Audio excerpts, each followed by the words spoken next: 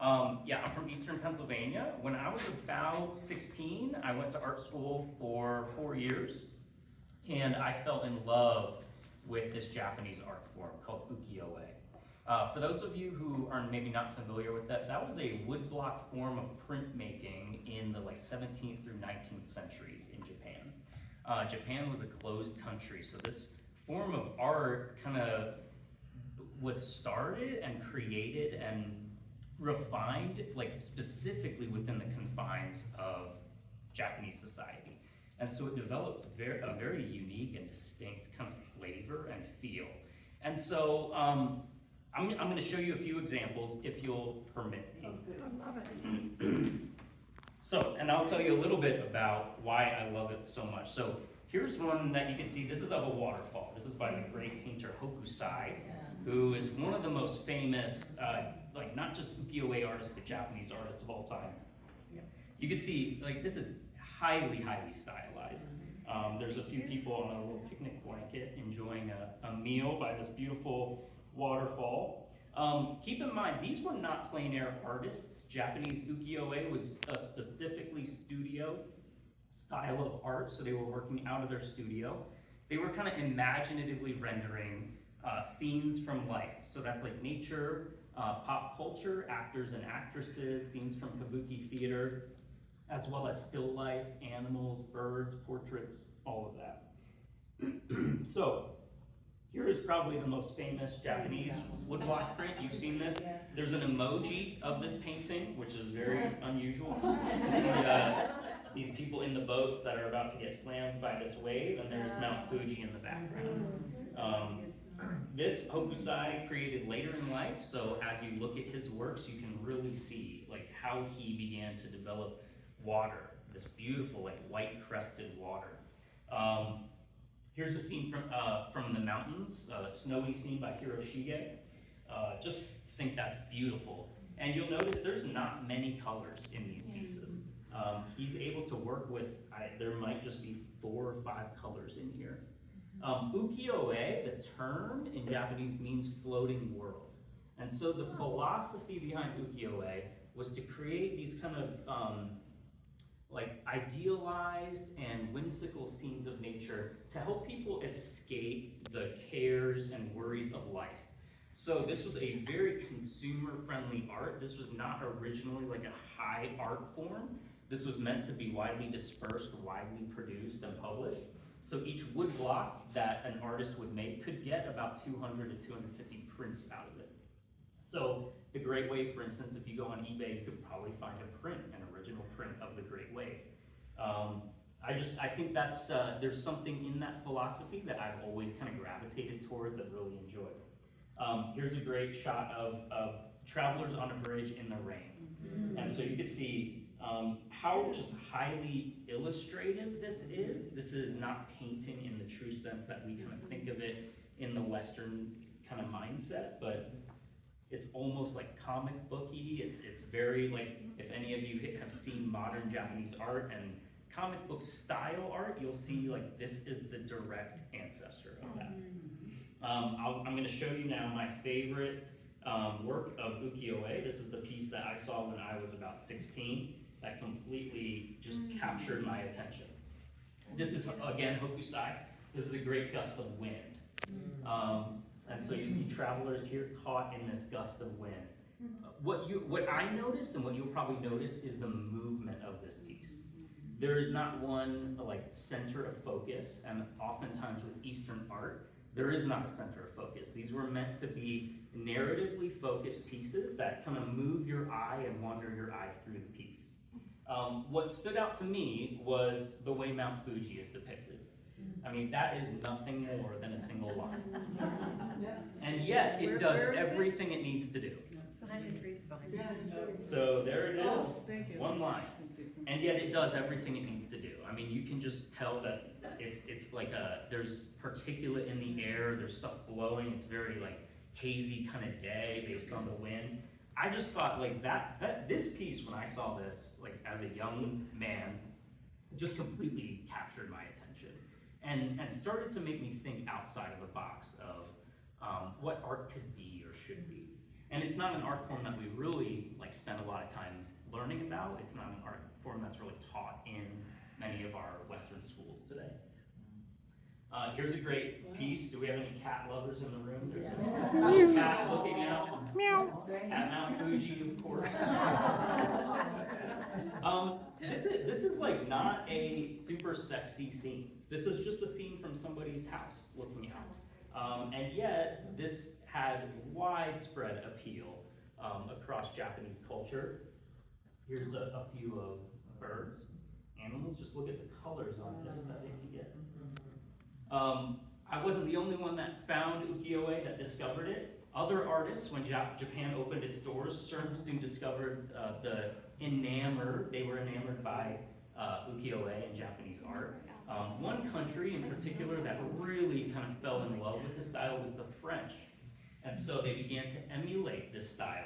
Here's a painting by Vincent van Gogh of a direct derivative of an ukiyo-e painting. Obviously, he's not working on woodblock with ink, he's working with oils. But you could see the beginnings of his impressionism. You can absolutely see the influence there.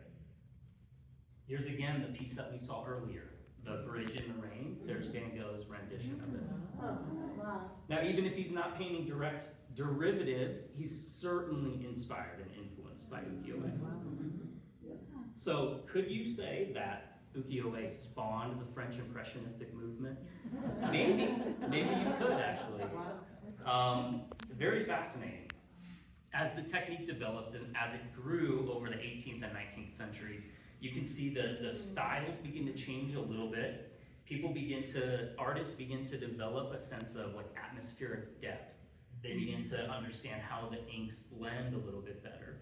As new inks were introduced, specifically Prussian blue was introduced to Japan, they begin to incorporate this in a lot of their works. And you'll just see that the more modern or contemporary styles of ukiyo-e look that way. Artists begin to travel a little bit more. So here is Hiroshi Yoshida's view of the Grand Canyon. As the kind of demand for ukiyo-e increased, so did the demand for like Western subjects. Did you So, make it, I'm sorry, with print block? these are all wood block, yes. Oh, wow. Here's one of Mount Rainier. Gorgeous. Absolutely gorgeous. Sorry, can you all see this? I feel so bad. Here's the Matterhorn. I love this series. As you're working with a wood block, it's up to the artist to decide what inks they want to use. And so like with one wood block, you could produce multiple different ink patterns. And they did. So they produced a series of different variations of it.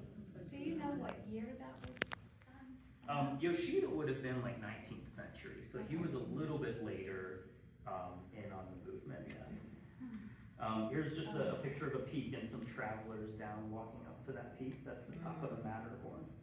You'll notice a lot of like black lines around everything. That was very stylistic, indicative of ukiyo-e. That's something that I've kind of been taken in by. Some more beautiful scenes, fall scenes. And as Japan kind of grows and becomes more modern, so did its form of art. So here's some of the very like late versions of ukiyo-e. When this was painted or when this was made, this would have been like a quaint scene of like an antiquated neighborhood. And so this was done in the mid-19th century. Again, so here's a street scene with some lanterns glowing. Look at the rain effect. Like these muddy streets are rainy, and so they're reflecting the water. As Japan kind of grew and become more modernized, so did its street scene. So here's kind of a very similar stylized scene in the rain. Lots of electrical wires and electricity running through it. And then finally, I'll just show you this. This is the last. So these are some of the latest kind of woodblock forms that we have. And you can see, like, it's very modern looking. Here's like mountaineers hiking up. What's one thing that you notice about this? One thing that's a little bit different about these. They're doing something kind of unusual. The value system we're using? Perspective. I mean, yes to all of those things. They're beginning to break the plane of the work. So you can see the tint is kind of coming out a little bit. Oh, Here's another one beginning to break away. You can Hence see your style. it's my style. So you can see just very, very subtly, the mountains are kind of juxtaposed against that background of the sky. Now that's really, really subtle. But when you're working with like illustrative designs and black lines, it's really important to begin building depth and to maintain a sense of depth. And so that is something that that I've taken and kind of like worked with and thought about a little bit, and that's why all of mine are edge treated. So anyway, sorry, I didn't want this to be a history lesson necessarily. I could talk about this all day. How do you spell ukiyo-e? Yeah, it's UKIO, or sorry, UKIYO -E. So I say all of that to say, like, this is what I'm trying to do. I'm not gonna stand here and pretend like this is gonna be the most classically technical demonstration you've ever seen. I'm well aware of that. Some people really enjoy it, it's not for everybody.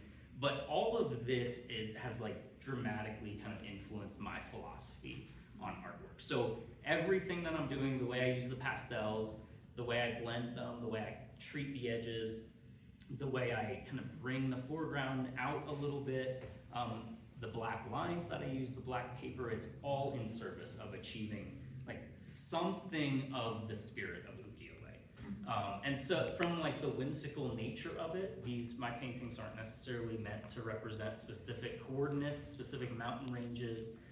They're inspired by my time in the backcountry. I do a lot of backpacking and hiking. And so they're all like my reflections and impressions that I'm left with from the backcountry, but I am a specifically studio artist. I don't paint plein air. This technique is just, it works flat on a table for me. This is kind of how I've gone about it. So with that, I will dive in. And you are welcome to like ask any questions as I go. I'll do my best to kind of explain as I go. Sorry about the setup. I realize like it's unusual to paint down flat on a table. So if you want to crowd in, like feel free, whatever makes this work the best, we can just go with it. So does that sound Maybe we'll good? kind of take turns crowding. Yeah. Yeah. You guys pull forward and we'll just lean over you. That would be the other option. All right, Oh, gotcha. let's hear it. Sometimes wood carvings are done, different parts of the carving is done in different pieces of wood, and you have to register them and print them that way. Are these done that way, or are they all carved on one piece and they just ink the sections how they want to ink it? That's right. They're done on one piece of wood. Would not have known, Yeah, it's kind of interesting. because I thought, how's he doing that? Well, there you go.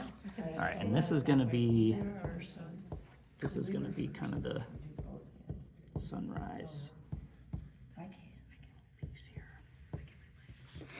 All right, so that's gonna be our light source, and that's what's really gonna reflect like down, and I wanna make sure I use that same color for the reflection.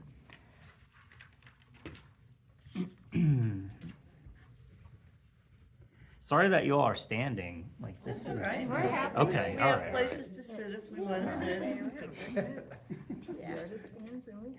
All right. Now I have like so I'm gonna do the basin, but before I do, I have this kind of like back side of the peak that is gonna be snow covered. So I'm gonna just do that real quick, and I think I'm gonna do that in bright white. This is a super soft white from Rembrandt, which is just one of my favorite pastels. And typically, this is the last color that I'll put on any of my features, just because it really cakes on nicely. It can coat any surface, and it could go on top of any pastel. So Does Rembrandt have any iridescence? they don't. Sennelier does, and I've used those a few times. Yeah, those are great. Where do you get your Rembrandt single? I either get them from Blick or I want to say Jackson's I think Gyrie's still carries singles. Say that again? Gyrie's up here. Oh, okay. Yeah, I think they still have There's singles. Meiningers is down by me, and they sometimes I'll go in and get them. I'm always disappointed when they don't have the exact shade that I want. So online is sometimes the easier of the two options. All right, so now I'm gonna start this basin, and I'm gonna go with like a pretty light color because I want to make sure that I know where my light is hitting, and that'll help determine my shadows. So I'm sure everything you've learned in art school right now, you're like, I don't know if this guy knows what he's doing. Yeah, but Leonardo. I mean, that's true. That's true. Thanks for reminding me that I needed that. Your bro. My bro. Just a note for everybody too, when you watch this on YouTube, if you watch it on your phone, you can actually zoom in. So the whole thing is being recorded for our YouTube channel, and that's free for everybody all the time. So check that out, and there's a link to it on our website, and Christine puts it in the newsletter all the time too, so. Just a commercial for YouTube. All right. Thanking our sponsors, like and subscribe. All right. So now I'm gonna do some of the shadows, and I love these. These are like a blue-gray. That is just such a pretty color. It is. So I really like that. I see there's no correcting on this, except I for your was- black pen. I Like, was this just wondering. looks like you're committed, it's committed. Yeah, it's it's very tricky. Like I can erase maybe once if like a small section if I really mess up, but the eraser changes the texture of the paper quite a bit, and so if I do that more than once, I really notice it. Probably nobody else would, but I notice it, and that bothers me. So.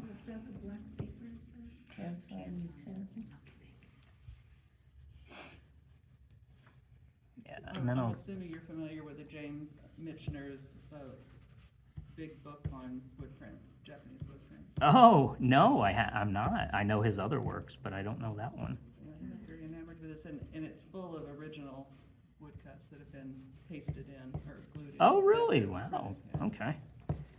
Really? Yeah. I have a great story about where I got mine, which was from a pawn shop in Wyoming.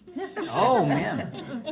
I'll go swing by the Arc thrift store after this and see if I can find it. I assume it's All right. not easy to find that.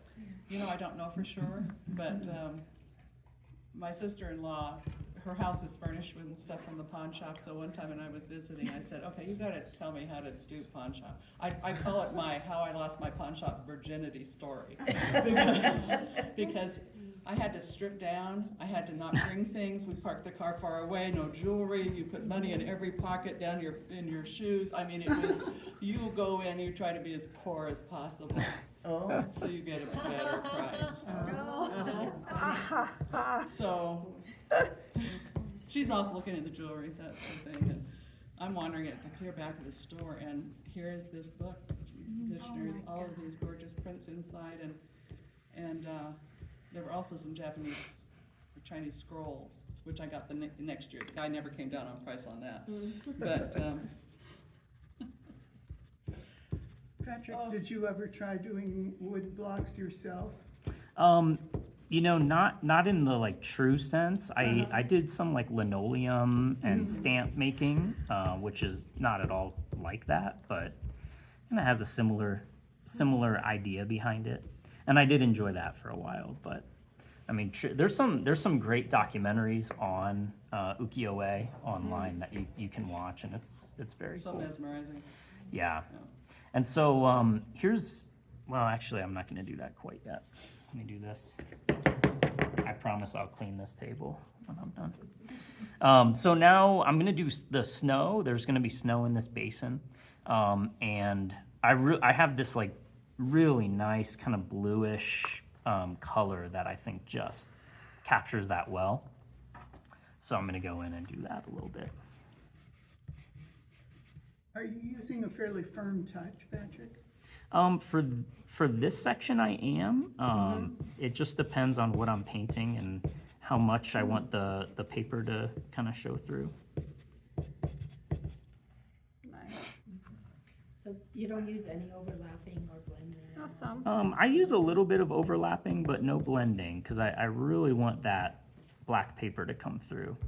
And so, yeah, it's possible to overwork the paper and then you kind of lose some of that texture. And that is something that I just want to avoid. So that's Did that. And come then, together. and then we have these kind of narrow avalanche shoots that are back there that I just love. I have some up here.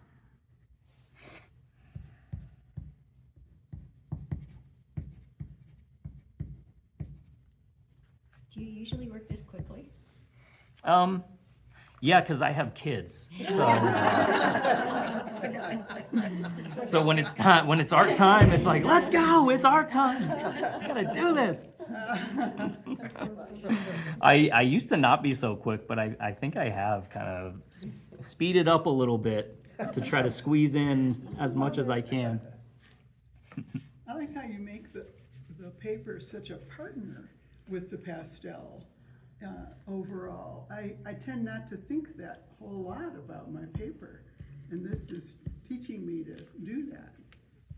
Yeah, the paper is, I mean, part of the character of the piece, and so when I begin to lose the character of it, there's something like sad about that, because I just think that's a really important part that we think about paper in kind of utilitarian ways. It's like, oh, it works, but once you find that perfect paper, which I'm sure you guys have, or your pastel board, you just know. All right, so this is the point too where I begin incorporating some more illustrative elements.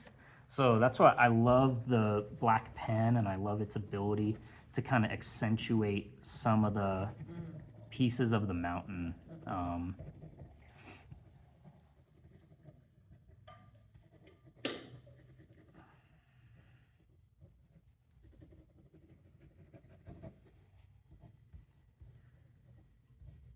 There's all these little kind of fingers coming down into it.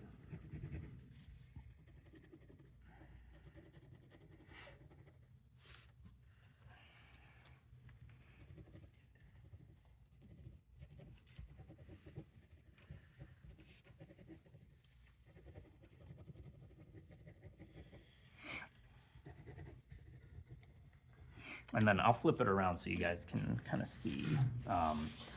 I mean, here's an area that like I have done pen with, and here's an area that I haven't. And so you can kind of see like just how much that really changes the look and feel. Yeah, totally. Makes it pop a lot. Man, This is so cool. Thanks. Thank you. I mean, this is a very unique, unbelievable talent here. Yeah, and It's like you do have blending in here, and it's just so, and it's so cool, because from back here, it really blends. You get up closer and closer, and you see it's like, so cool. well, thank you. I appreciate that. And I wouldn't even say pastels are my favorite medium. They're not. They're not a medium that I would choose out of a lineup, but they have always made the most sense to me. I think because they're very tactile, and as like, I think of myself as an illustrator more than anything. And so as a medium, they just make sense. There's nothing between you and the paper. It's like, there's no water, there's nothing else to like, to kind of water it down with or add to it. There's no brush that you're using. And so I appreciate that about them. And they do get me as close to the vision I have in my mind as possible. Do you want me to flip it for you? Thank you. I really can't imagine doing this with like markers or, anything else. It would get too illustrative. Yeah, I think the pastels, like, one thing I really love about them is the texture and the vibrancy that they have. Yeah. And Yeah. so, I can't think of many other mediums that really maintain that sense of vibrancy the way pastels do. Have you tried oil pastel at all? Back in art school I did, but not anytime recently. Yeah, that's Do you not ever my, paint in not my acrylic? favorite thing either. Yes, not like in a traditional sense, but I paint little pieces, board game miniatures with acrylic paints. That's something my son and I do together, and so that's really fun. He enjoys old doing is that. he? He's 8, Ah, great age. and he's got pretty severe ADHD, and yet when Dad is doing art, man, he is like. Focus. He just thinks it is the coolest thing, and so I've really my like approach has always been to open my studio up to both of my kids and let them kind of have at it. Lovely. I don't want to be the dad that just closes the door and is like, "Hey, don't touch bother that. me, Don't touch that. don't touch that." I've never ever have said that to them. I say that all the time to them. So He's the discipliner. So here's another, this is just one, like another technique that I've learned is taking a wet towel, and if I really want to accentuate like a shadowy area, I can take a wet towel and just like dab it on a little bit, and that lifts just a little bit of the pastel, lets the paper come through. So I'm gonna do that over in this far corner, like where, actually, and I'm gonna do this first. I will clean this table. Famous last words. So I'm just gonna do it over there. I really don't. We're all going, I really don't want it to get in this like really bright part. So I want to be really careful. wow. But as that kind of dries, you can see like the exact effect that it gives to it. Wow, It's okay. pretty subtle, but I mean you could even see now like just how much that changed this like basin. It created a shadow. Yeah, for sure. And it doesn't affect the pen at all, of course. Yeah, no, it doesn't lift off the pen. It lifts off just a tiny bit of the pastel and Imagine darkens the it a first little time you bit. tried that. Yeah, it was probably an accident, like most things. I probably dropped a towel on it and was like, "Oh, that's not good." Not bad. All right, so now I have this feature right here that's going to be kind of a snowbank going upwards. So I'm going to paint that, and this is on the lighter side of this basin. So I'll make sure I get that right.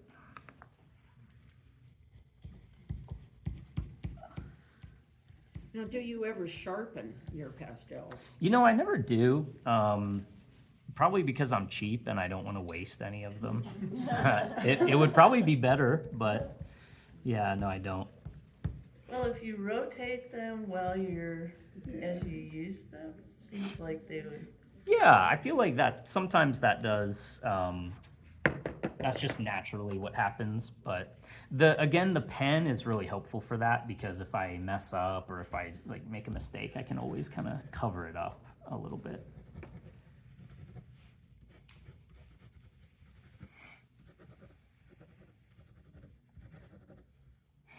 And you don't need to remove any pastel to get the pen to stick? Sometimes I just dab it off with the cloth, and that gets it, because I don't want the little ball that's in there to get gunked up. Right. I think with like thicker pastels, that's probably more of a problem, but the only time it doesn't adhere is when I'm running out of ink. So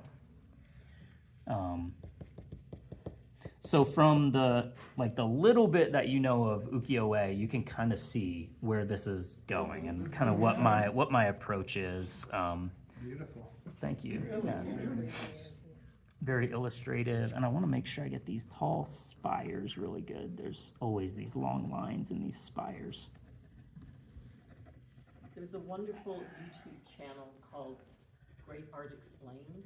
Oh, sure, yeah, yeah, And, I've watched the that. content creator, James Payne, he did an episode on hokusai. Okay, yeah, And it's wonderful, what I didn't know was, how historically Japan had been closed off from the rest of the world, and in that seclusion, they developed their own style.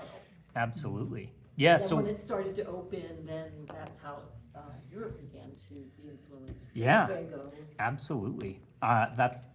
When they opened and when the Dutch started going in and they brought back some of these these like prints, people couldn't believe it. They had never seen anything like it. And we were coming out of, you know, Romanticism and some of these very, very like extravagant art forms and high art. I mean, following the Renaissance and like state sanctioned art, religious art. And so there was something like completely unusual about this, about ukiyo-e.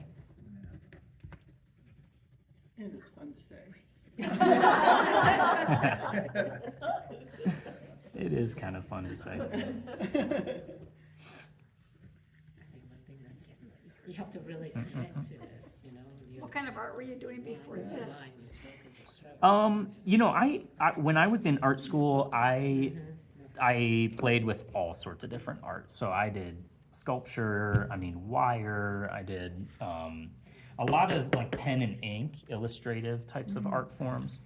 And yeah, I'm trying to think. Somebody recommended that I join a free show down in the Springs about 9 years ago, and it was like a holiday show.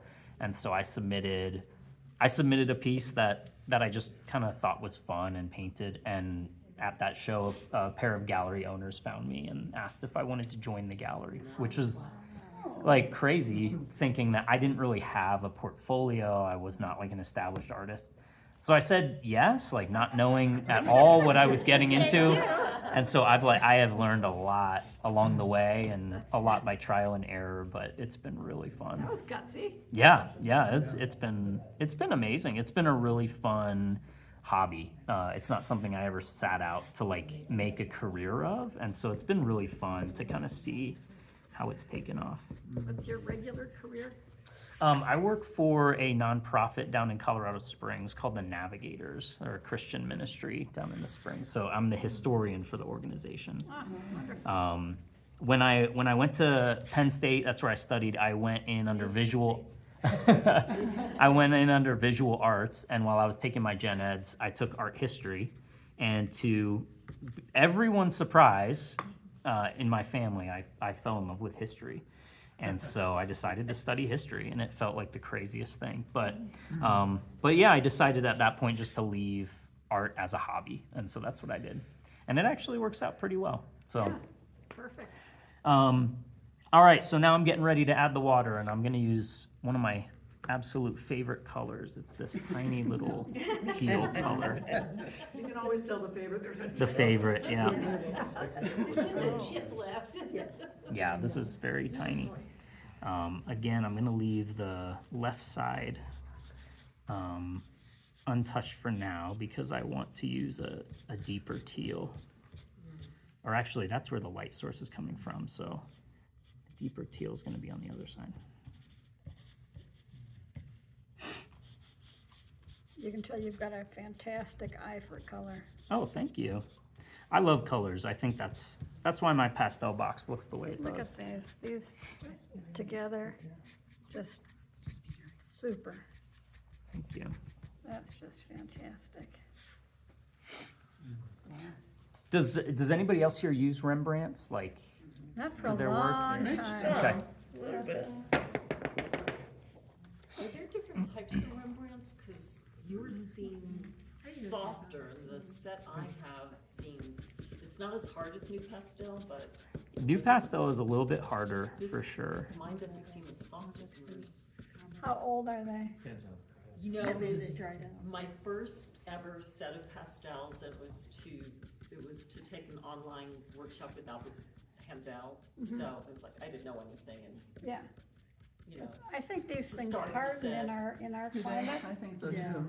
Our climate, it's interesting, our climate, it'll really dry up those senneliers in particular. Oh, interesting. Yeah, and I would think, because I've got some very old Rembrandts, and yeah, they don't feel like this. And I noticed that because I was at Gyrie's the other day with a new student. And I just happened to pick one, I went, well, this feels a little different, and that's still something I want And it felt softer. a little bit. Yeah, because mine are like, I don't know, 20 years old or something, and it's like, yeah. Squeaking on a chalkboard kind of Yeah, feel, yeah, I buy quite a them, I difference. buy them sometimes because they sell them in minor jars, but they do crumble a lot when I have to. The celiac. Yeah. Oh, If you yeah. get And the half Rembrandts too. Get half sticks. I like Rembrandts. there are a few colors that I have in Rembrandts that I don't have in anything else. They do have a really good color selection, which is probably why I've invested in them, because I'm not really blending to create colors. So the general palette is really important to me. If anyone does underpainting, these are really nice underpaintings. They don't fill up the tooth too much. And you I know, use them for that. yeah, Add a they're, little bit of and they this. bleed really nicely. You know, they really bleed together. So they're worthwhile for that. This used to be back in like Lorenzo, Tony Ortega, all these guys. This is all they ever used way back when. You hardly had any of the others. When you've used them as an underpainting, are you Usually alcohol. are you using alcohol? Yeah, water's fine, but alcohol's usually pretty good with these. Good question.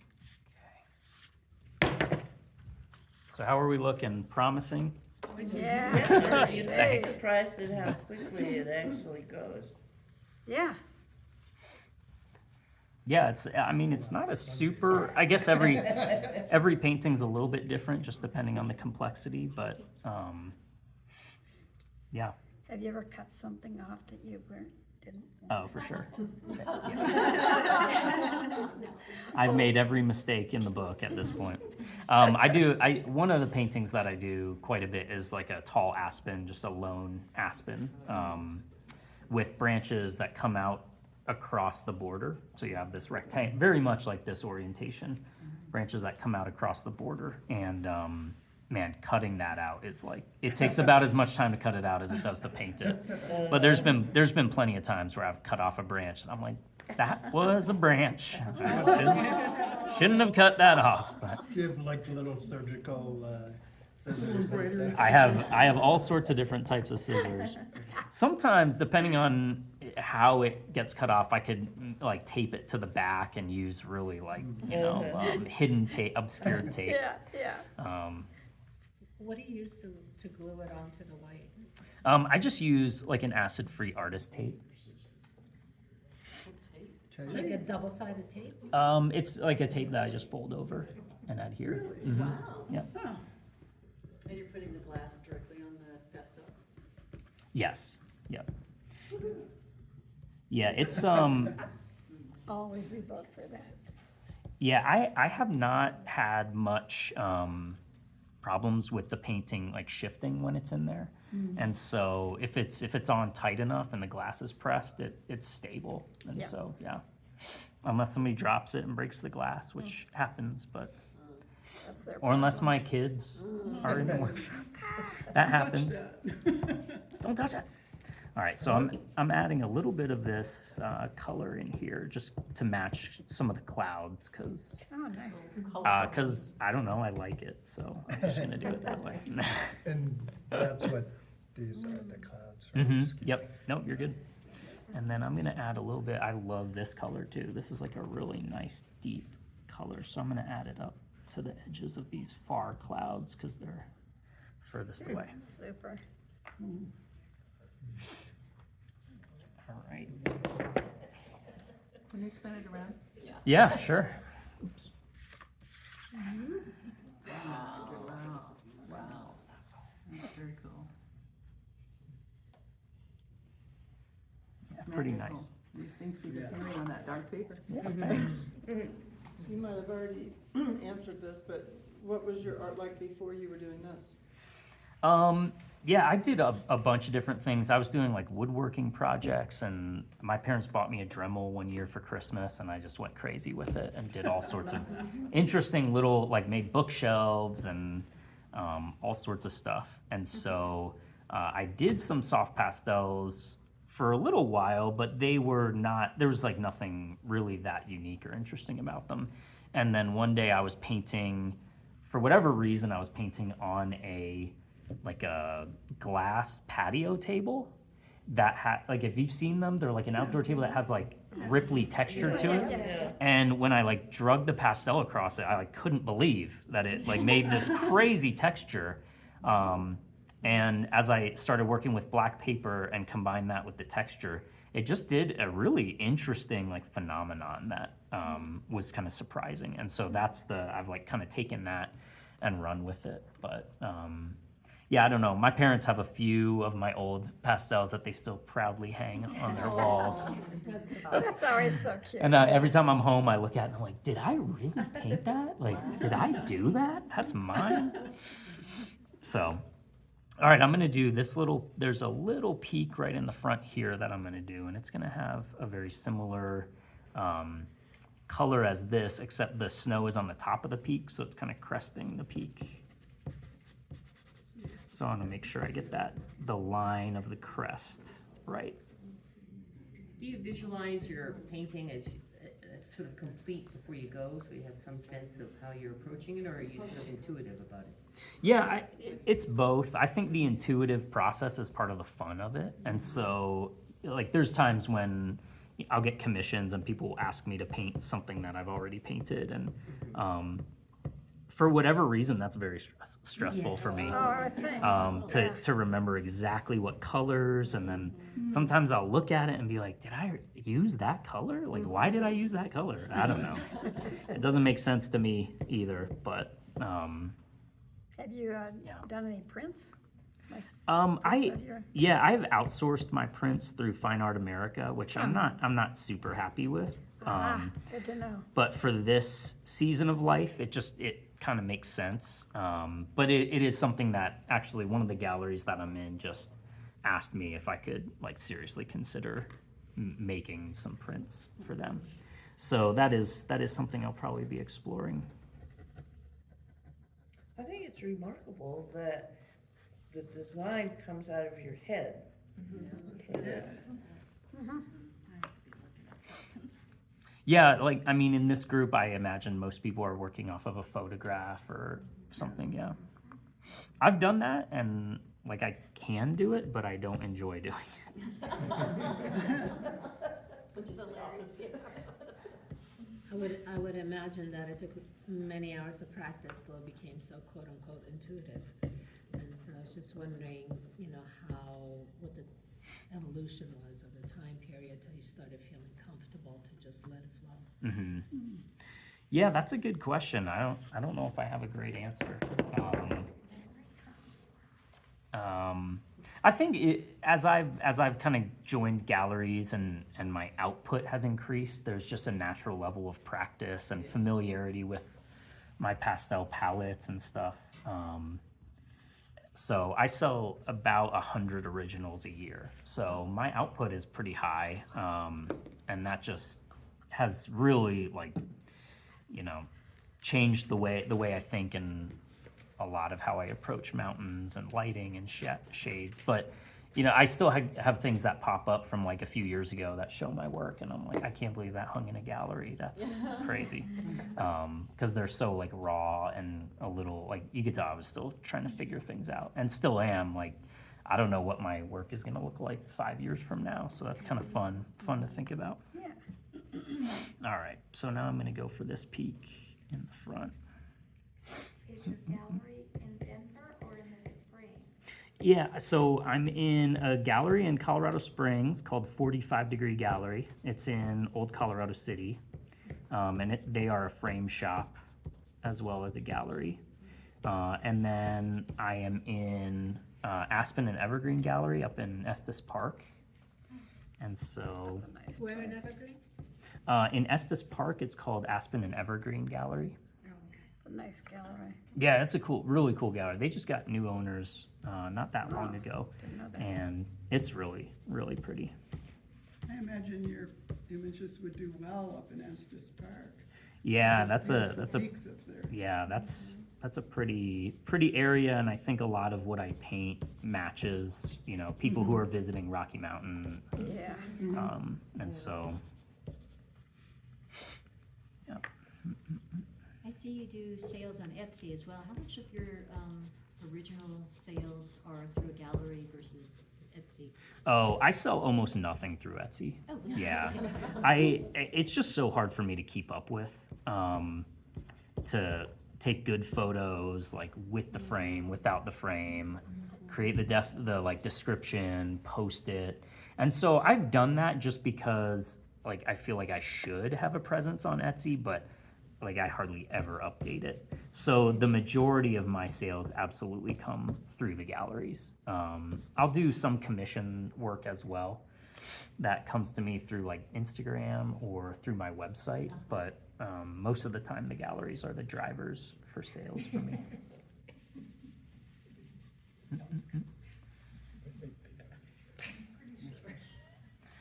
All right. Somebody bumped me from behind.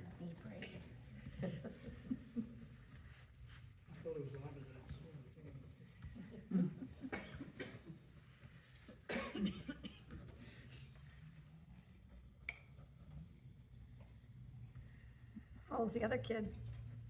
My daughter is 5, and she's a little artist herself. She loves doing art. She's very talented.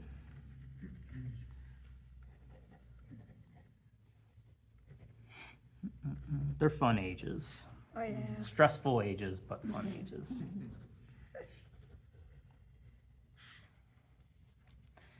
All right. Cool. I think I'm gonna get that a little darker down there. There you go. So I think I'm gonna do a little bit more snow on these back here.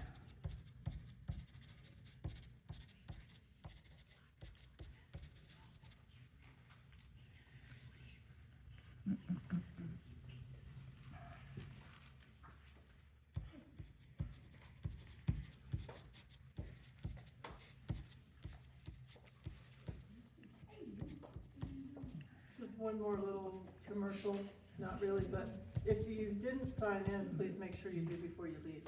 You don't have to do it right now, but it's nice to know who's here. Who made the yummy banana? Thank you, Ooh, Susan. sharing that right there. Fabulous. Sure. I love it, it's great. It's a lot of just a dash of this or whatever. You can say it that way, a dash of this and a snippet of that.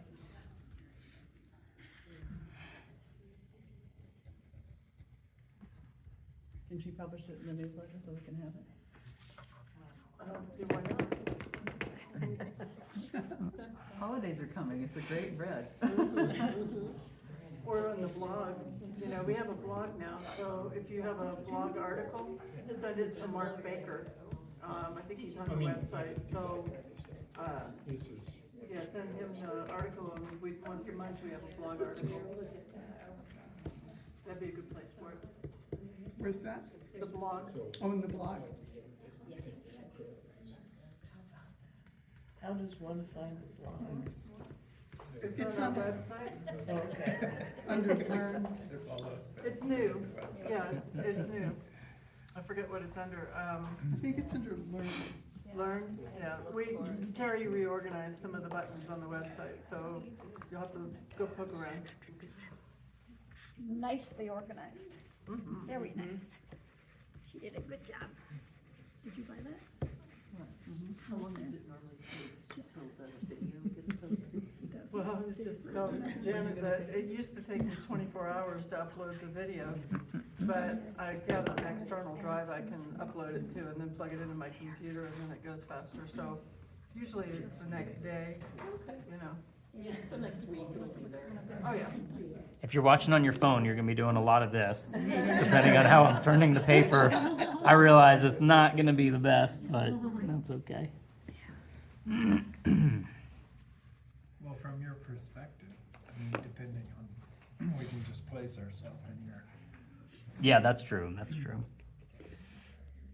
All right. So now I'm starting to get. I've like made my way out of the high peaks, and I'm starting to get into the like wooded areas. And so I have these two little features back here that I thought could be cool as like wooded kind of Can you flip it one like time? forested kind of pine hills. So I might try that.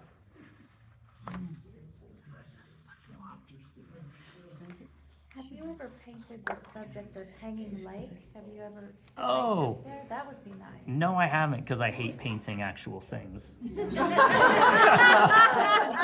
create your own hanging light? But I get asked, I can't tell you how many times I get asked to do like Garden of the Gods, Pikes Peak, Hanging Lake is one of them. And I can recognize like they're gorgeous and the colors are gorgeous, especially like there's some lakes down in the San Juans that are just so pretty. And yet, for whatever reason, I just hate it. So I hate painting like off of photographs. Because I guess I just feel like it never quite looks right. Like that's not my style. But yeah, I do it once in a while and I resent it every time. It's fun. It's fun. All right, so I'm gonna start going with some of this. This is like a really nice green. Well, if I could read the label, I would tell you, but I can't. So green, and I think that's gonna play well off of the orangey kind of clouds up there. So I'm gonna use strokes that sort of imitate that it's a forest.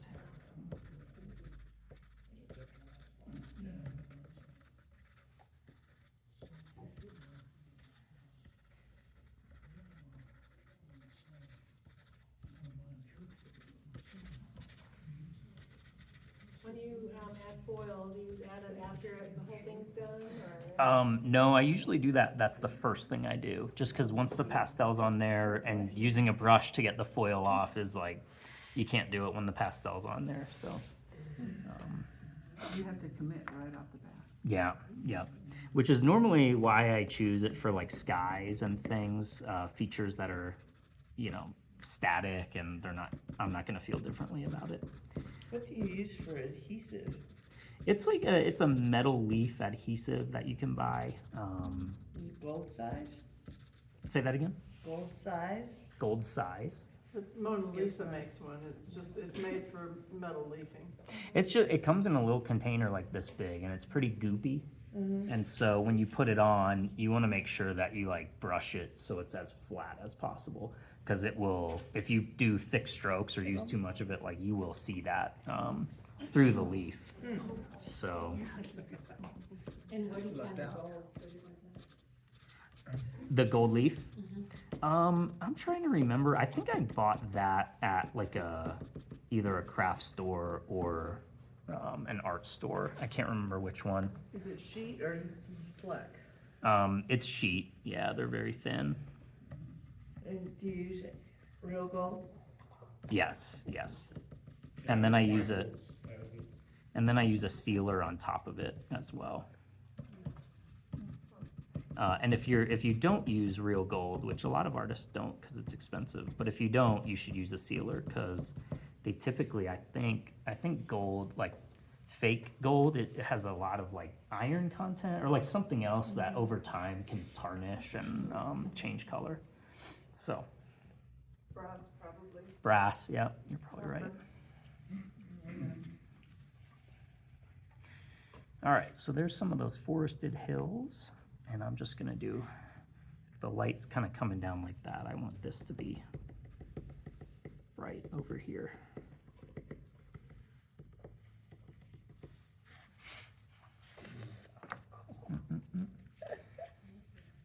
And then I might do.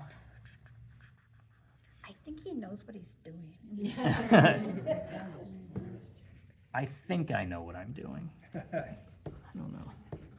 Sometimes I feel like my art process is a constant battle to make it not look horrible. I know that feeling. It's just it just feels like a constant effort to like fix my mistakes. Like it just feels like That sounds that's about right. yeah, like that's kind of the battle is like, okay, just don't suck at this. Sometimes it just feels like that. So I can Should we relate. have that bumper sticker, just don't suck? Oh, that's so good, I like all right. that.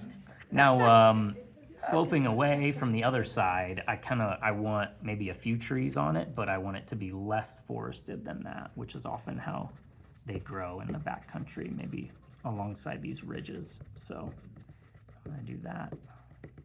I know the hardy survive on those. Or a little beetle kill. Yeah. Oh, no. Right, and then those similarly will.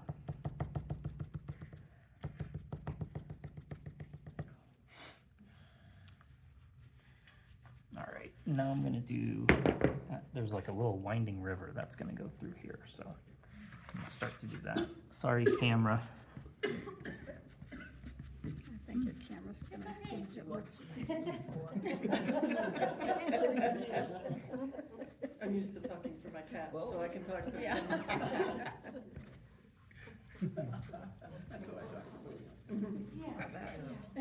And they're like that. Packet, do you fix your pieces?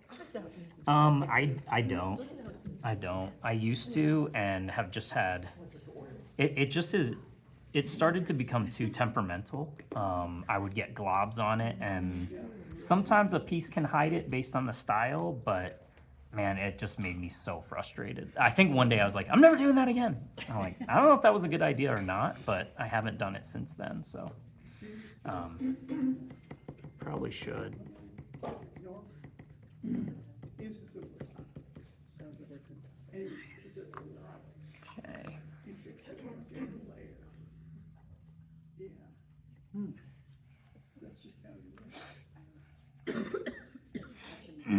All right.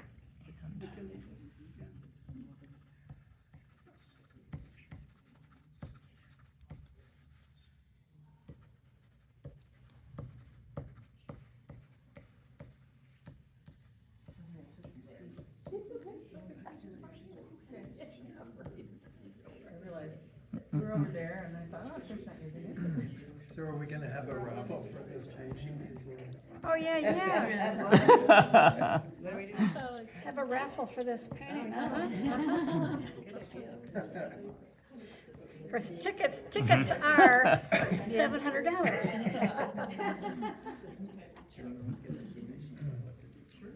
What are you dipping off or taking away? So yeah, I'm just removing a little bit of the pastel for areas that I want to be shadowed a little bit, and so And that's just damp. it's just damp. Yep. Yeah, and I don't use like a black pastel. Sometimes you might use a black pastel, but black against black paper is just, it looks really funny because it's very, very dark. It's got like a different texture than the paper. Here, I can put some on. Yeah, it's like you So you could kind of see, like that to me is just way, way, way, way, way too black. And so, so any shadows or any shading that I want has to come from the paper. You're lifting. Yeah. That's a great method. Have you ever tried the Your Dark tooth paper? I don't know if I have. I tried, like back when I was first getting started, I bought maybe like 4 or 5 different types of paper. And some of them were too thin, some of them had too much texture, but. The pen wouldn't work on it. Yeah, no, you're right, with the tooth, yeah. Yeah. Go to 800 or something. And this is just a Canson regular This is pastel paper. this is Canson Miton paper. Yeah, that little charcoal black. Yeah, if you It's can nice, use it's something nice. that costs Yeah. half the price, half as much as the sanded paper, why not? Yeah. Yeah, exactly. Yeah, and they also, this is one paper that gets produced in rolls, so I can get like a massive roll of it for not all that expensive. It's like just over $100, I think. How wide is it on the roll? Let me think, it might be 36 or 42. It's pretty wide. Yeah. And so for long, like super long pieces, that's really helpful. Yeah. Nice. Yep. What's the largest work you've ever done? Yeah, I think like the ones that are back there that are really long and skinny, that's about as long as I can get just based on my like workspace. I'm working out of like my home studio that is just a converted garage. And so my table is like, I mean, it's like a 4-foot table maybe. It's not massive. So once I start getting bigger, it starts to get hard to just even, like, because I'm working on small segments at a time, it can be hard to like keep the whole thing in mind. When you start getting a piece that's like this big, it can get really frustrating. Canson has that new Canson Touch, Oh, okay. you know, which, What's different about that? Is that the velvet? slightly, Yeah, slightly velvet. velvet. Oh, touch is sorry. different than Yeah, velvet. it's Canson Velvet. And the Canson Velvet it's got kind of that just velvety touch to it, almost pastel matte feel, but it takes a little more stuff. I doubt that it'd be something you'd wanna use, but might be fun for you to try. It might actually create a little more texture. Interesting. Yeah. You think you've used it? I Have use you? it, I use it so differently, I don't know, and I don't know when it would take the pen. Yeah. Yeah, it's hard because I realize I'm kind of hemmed in by my style, and so once I find something that works, there's like almost no part of me that's like, maybe I should try something different, you know. Right. Yeah. But I did purchase like a bunch of pastels when I was first getting into this, and saw how they applied and how the pen worked against them, and then what their color selections were and stuff. And Rembrandt's just, I realize it's not like the highest quality pastel, but as far as like a workhorse everyday pastel that lasts pretty long, like each stick they've got some heft to them. They're not like, you know, skimpy pastels. So I do really appreciate them, and they're not terribly expensive. All right, gonna bring this river down. I'm working around some trees, the tips of some trees.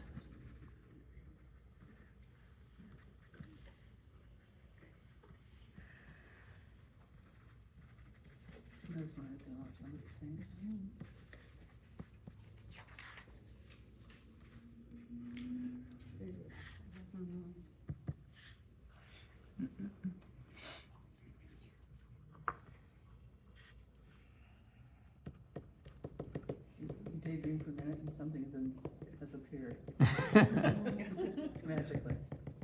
I'm just an impatient painter, I think. I just want to see progress. I'm like, So long do you typically work at one sitting? what's that? How long do you typically work? Yeah, at once? as long as my kids will let me. So that, you know, sometimes after they go to bed, my nights are my like focus time that I can.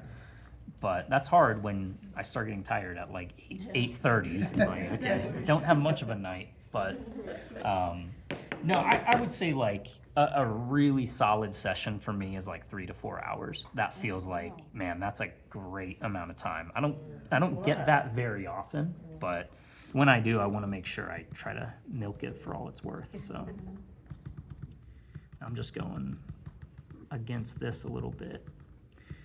It's fine to have black lines. I just don't want them to be too thick, because then it starts to look a little funny. So you have about 10 minutes, just so. All right, I'll finish this in 10 minutes.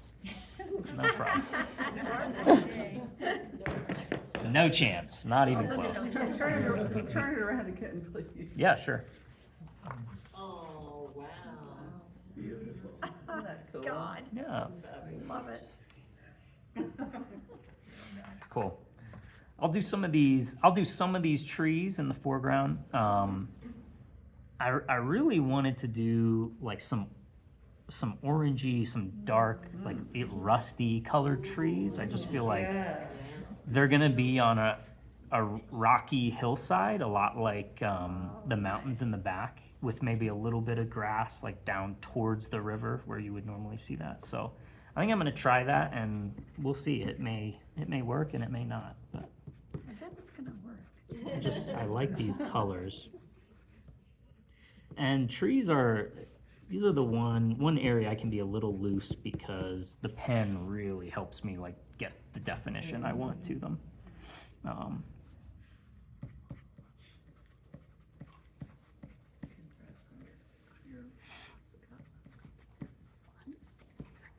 I wasn't around at the beginning, I don't think, but did you choose your colors, all of your colors beforehand. These, And do you yeah. find yourself using the same general?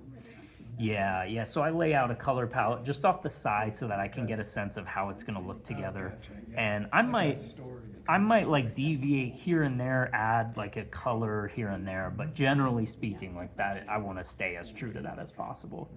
Yeah, I didn't even see the lower marks there on the side. For the colors. Yep. Honestly, they kind of correlate with Yeah. where they Yeah, are. yeah, exactly.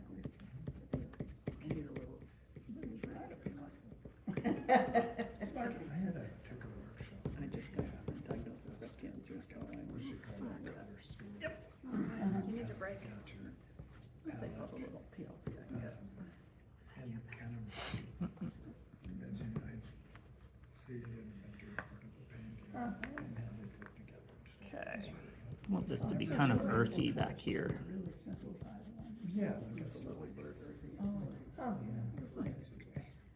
unbelievably impressed with your drawing.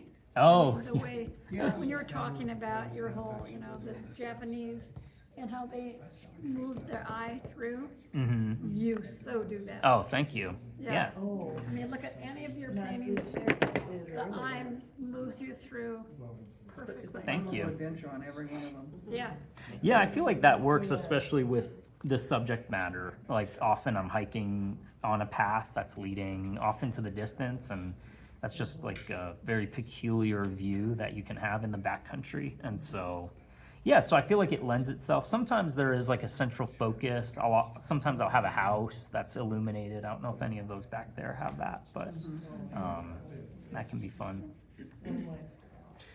People always ask, what does the house mean? What's the house mean? I It think means you should it's where just- I want to live, and that's all. And it's nothing more than that.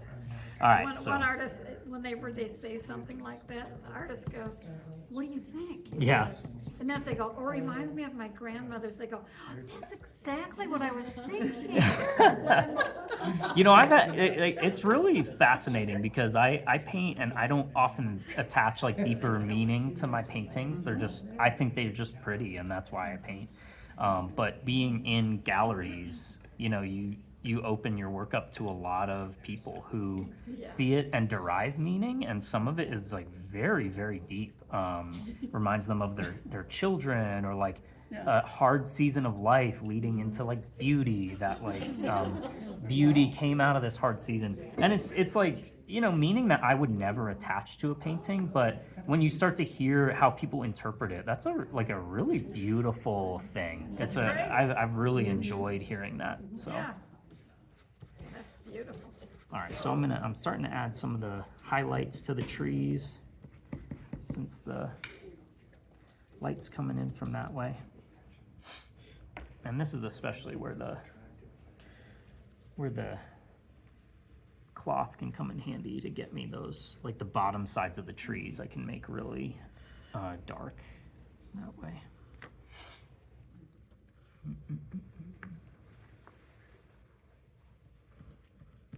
I could do a whole different interpretation of those from upside down. They kind of look like fish. Fish, all right.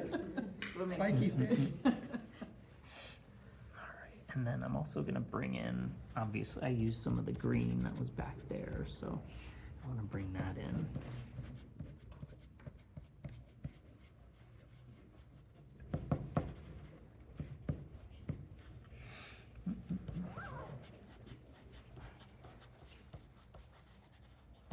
It's fun to see your mark making. Thanks. So I think the fact that it comes from your head, the design, helps create to me, a little bit of a fantasy feeling. Yeah, for sure. People say often it looks like a storybook, and I think that's true. That's kind of, not that that's the style I'm necessarily going for, but I can see that for sure. It's looking kind of Lord of the Rings. Yes. So you said Yeah. that the word translates to floating world, is that Mhm. correct? Yeah, No. pictures of the floating world, I think, Mhm. yeah. So anyway, I'll stop there. Are there any more questions or feedback? It's fantastic to see Yeah. a whole Thanks. Thanks. You guys have been very kind, very affirming, so thank you. I appreciate that. But how could we not? Really sweet work. Yeah, Just thank you. very nice, very original. Patrick, I wanna try to get a picture of you with Okay. There you go.